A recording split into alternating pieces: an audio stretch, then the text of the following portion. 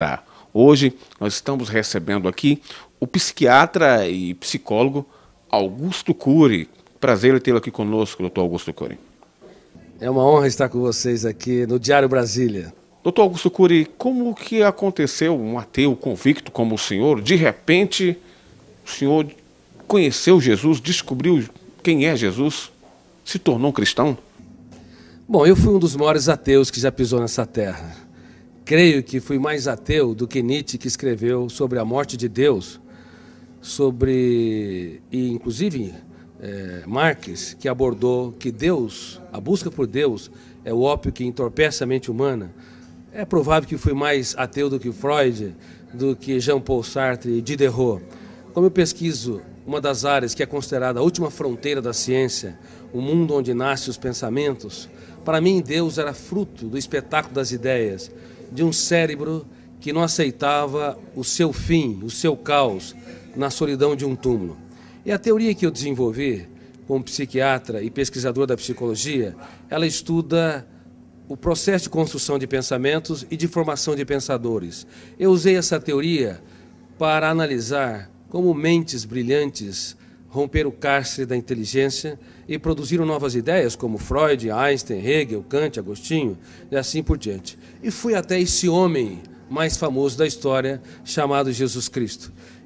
Eu analisei os seus comportamentos, as suas reações e as entrelinhas das suas atitudes nos focos de tensão, nas suas 4 biografias, ou chamado Evangelhos, em várias versões. Eu esperava encontrar uma pessoa construída por um grupo de galileus que queriam produzir um herói para romper o jugo de Tibério César, que era o imperador romano.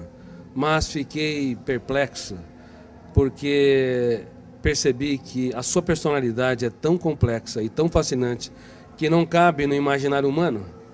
Para você ter uma ideia, no exato momento em que ele foi negado por Pedro, ele olhou para o mais forte dos discípulos, e, embora sendo golpeado pelas palavras que bradavam, eu não o conheço, eu nunca andei com esse Galileu, ele não faz parte da história, ele cativou com a sua retina e gritou sem dizer palavras. Na Fortaleza Antônia, ele quis dizer: eu te compreendo, eu te compreendo. Com seu olhar, ele economizou palavras, mas fez um discurso mais brilhante que o mais poético de todos os discursos. E quantas vezes você, pai, mãe, você, professor ou executivo, está diante de uma pessoa que falha, erra, e ao invés de simplesmente olhar e lhe dizer sem palavras: eu te compreendo, e nós julgamos, excluímos. Através de analisar o comportamento de Cristo nesse sentido, eu percebi que a sua inteligência, sua capacidade criativa e a capacidade de ser gestor da sua mente e protetor da sua emoção não tem precedente histórico. Assim, eu deixei de ser um ateu, um dos grandes ateus da história, e percebi que a procura por Deus não é um ato de pequenez intelectual, mas um ato inteligentíssimo da mente humana. Mas quando o senhor pesquisou sobre Jesus Cristo, homem, o que o senhor esperava encontrar? Quando eu pesquisei a humanidade de Jesus, esperava encontrar alguém que não brilhasse no caos, diante das perdas, das traições, das frustrações e decepções. Porque nós temos na psique humana, no nosso córtex cerebral, registrado zonas de conflitos que eu chamo de janela killer. Killer no inglês quer dizer assassino. Quando nós entramos numa janela killer, o volume de ansiedade é tão grande que bloqueia milhares de outras janelas e o eu não consegue encontrar informações para dar respostas inteligentes em situações estressantes. É por isso que nos primeiros 30 segundos de tensão, de ansiedade, os pais cometem os maiores erros na relação com os filhos, bem como os professores, os amigos e as pessoas que se amam, marido e esposa. Eu esperava encontrar alguém que não brilhasse no drama, no deserto, nas tempestades. Mas é impressionante, quando o mundo desabava sobre o homem Jesus, ele, ao invés de ser preso pelas janelas killers, ele abria as janelas da sua mente, olhava para a tempestade e via nela a chuva, uma oportunidade solene para cultivar. Enquanto que nós, muitas vezes, diante das perdas, decepções, diante das lágrimas, das injustiças e fracassos, recuamos. Ele não. Ele cultivava as flores e usava suas mãos nesse processo. Muitos querem a beleza das flores, mas não têm coragem de sujar as suas mãos para cultivá-la e irrigá-la. O senhor tem, assim, uma noção do que aconteceu? Porque, na realidade, o senhor é um dos grandes cientistas do mundo, um dos grandes psiquiatras, um dos grandes psicólogos do mundo.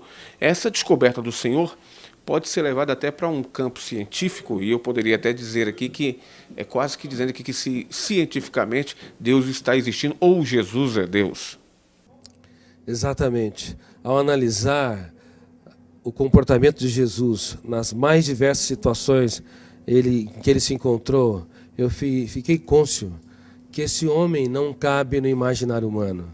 Somente alguém que é sobre-humano, filho de Deus, poderia ter as reações que teve nos mais dramáticos estímulos estressantes. Veja bem, no ato da traição, era de se esperar que ele fosse golpeado pelas zonas de conflito do medo ou da raiva, agredisse o seu traidor, ou se punisse e se achasse o mais derrotado dos seres humanos, porque foi traído pelo mais culto, o mais sereno, o mais tranquilo dos discípulos, Judas Iscariotes.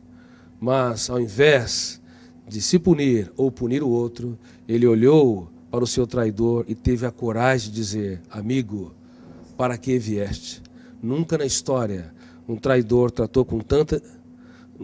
Na história, um traidor foi tratado com tanta dignidade pela pessoa traída, indicando que Jesus não tinha medo, na verdade, de ser frustrado ou decepcionado. Ele tinha medo de perder um amigo.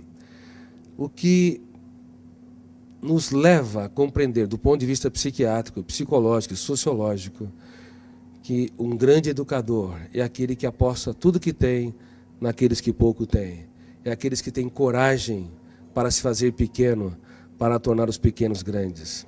E como eu digo no meu livro, Mentes Brilhantes, Mentes Treinadas, não é possível ter uma mente brilhante se nós não treinarmos a nossa criatividade, as habilidades da nossa psique, como a solidariedade, a capacidade de se colocar no lugar dos outros, a capacidade de investir naqueles que nos frustram, a capacidade de transformar as perdas numa oportunidade excelente para os melhores ganhos e de usar as nossas lágrimas para desenvolver sabedoria. Por favor, não tenha medo dos dias mais tristes da sua vida. Você pode escrever os capítulos mais importantes da sua história quando o mundo desaba sobre si.